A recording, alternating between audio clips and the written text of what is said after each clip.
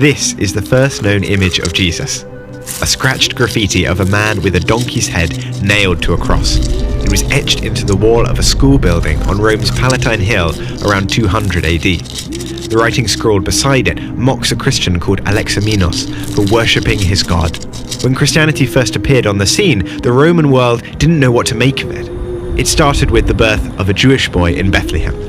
Many today know the story. The Son of God, born to a virgin who amassed a following, taught people to love God and love one another, and was crucified as a criminal. Christians today, as then, believe he rose from death after 3 days in the tomb, and that he even ascended into heaven. In many ways, this was not such a strange story for the ancient world.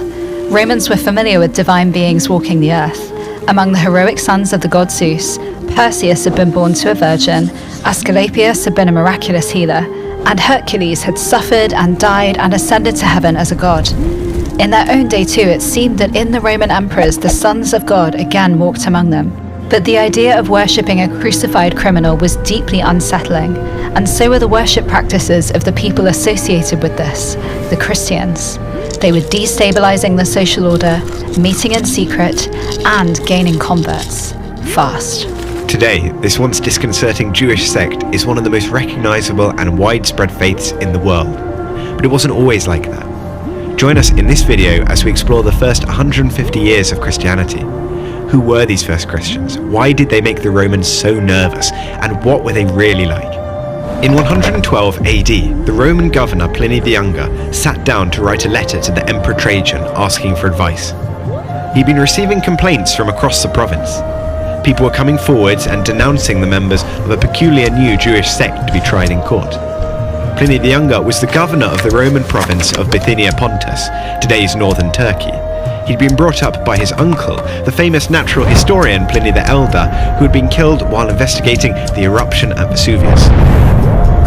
After a high-flying legal and political career in Rome, Pliny the Younger had taken up the governorship of the province. He was more than capable of handling things, but he felt that these reports of this strange religious group needed special advice from the emperor himself.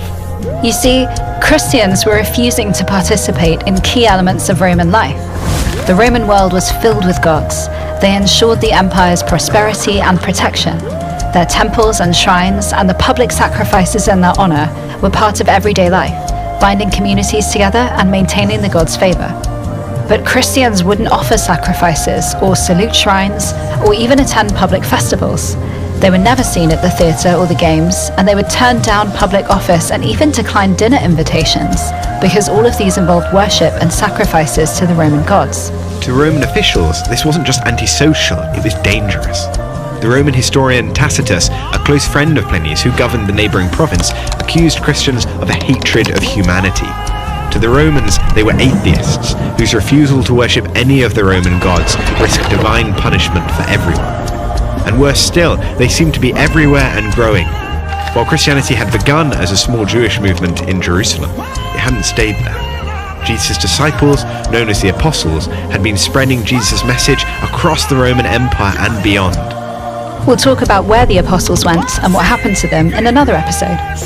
Christianity didn't stay Jewish either. Non-Jews, Gentiles, were also converting in large numbers.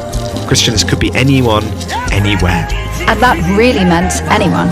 As Pliny began interrogating Christians, he came face to face with a striking range of people.